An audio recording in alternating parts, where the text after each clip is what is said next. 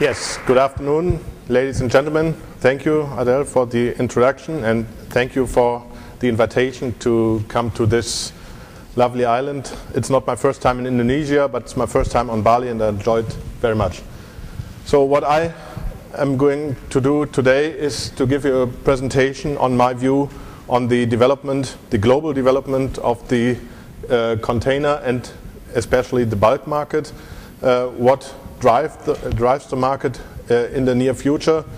And but first of all, let me shortly introduce, if I do this, then it will work.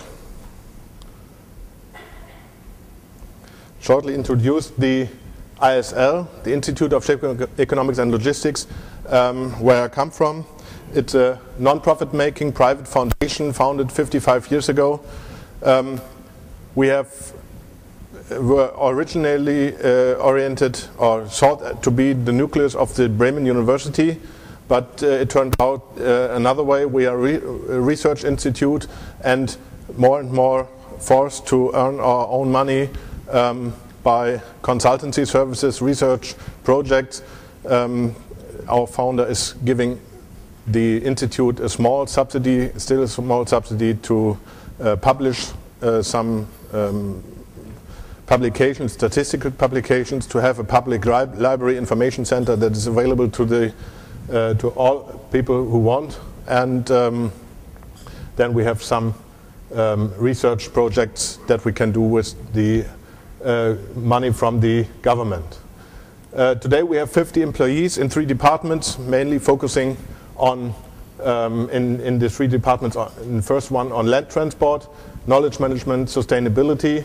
The department I come from is maritime economics and transport. We are doing projects in the field of port development, shipping, shipbuilding, policy consultancy, and feasibility studies, and so on.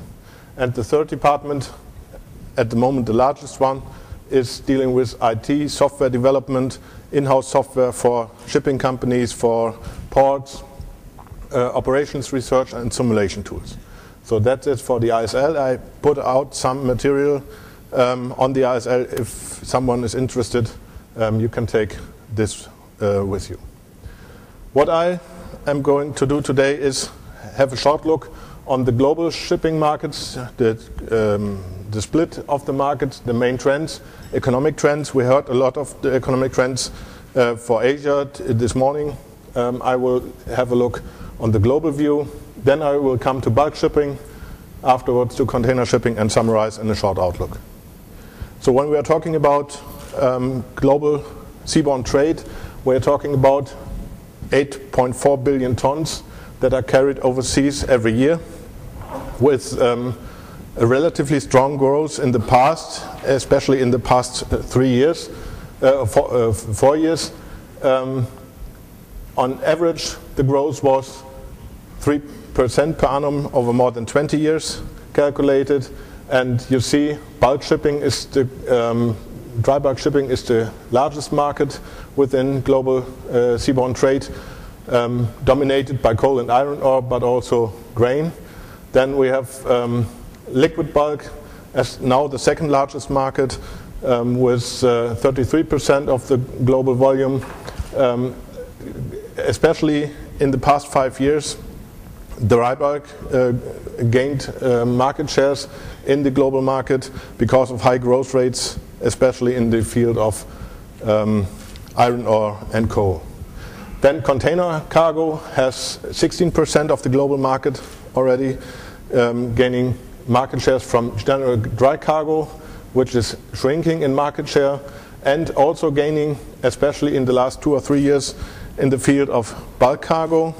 Because of the high rates we have seen in the bulk cargo market, it was, especially then also on imbalanced trade, feasible to use the container, for example, for grain, for fertilizers, and so on, which were carried more and more in containers.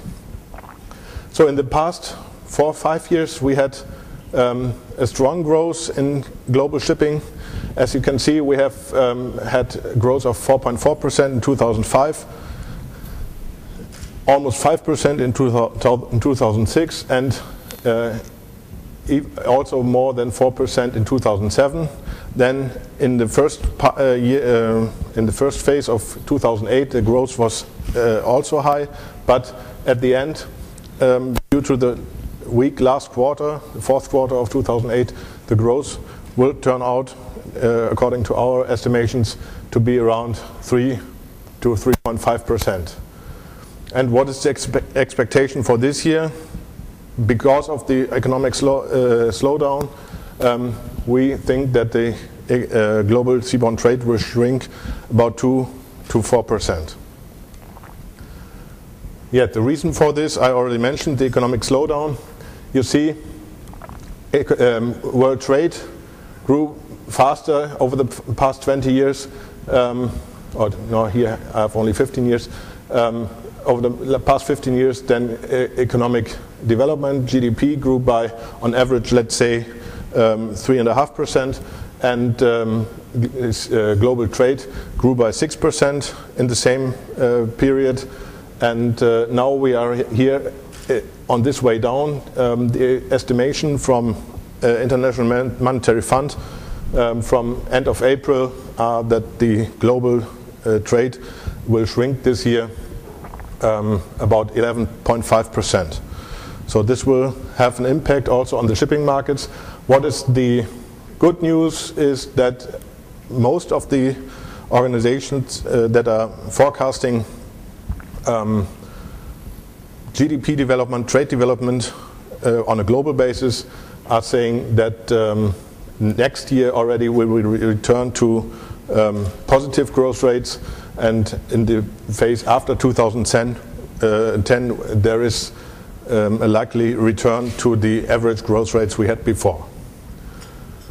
I'm looking on the global market because shipping is a global market. We have, of course, regional developments. Yesterday we talked about the possibility of increased rates, for example, in one market on the Atlantic for bulkers because of the availability, short-term availability of bulkers and on this special regional market. But what I'm looking at is the global market, the long-term trends, and so there might be, of course, differences on regional developments. When we come to bulk shipping grew in the past by 3.7% per annum until 2007 and 8, and in 2008 the expectation still is that we have a growth of 3.9%, but for 2009 the forecast of Drewry and also others is that we have a shrinking bulk market by 4.2% or even more, depending very much on the development of iron ore or steel production and on the development of China, as we will see a little later. We have then again the forecast that the volumes will increase again in 2010 according to the positive expectations for the economic development. We hope that the forecast here is not too optimistic according to the latest forecast of the IMF for the economic development global on the global level, but I think it's in the range of possibilities to return to this growth in 2010. On average, Drewry says that we will have a growth of 2.8% until 2014, including this decrease of 4.2%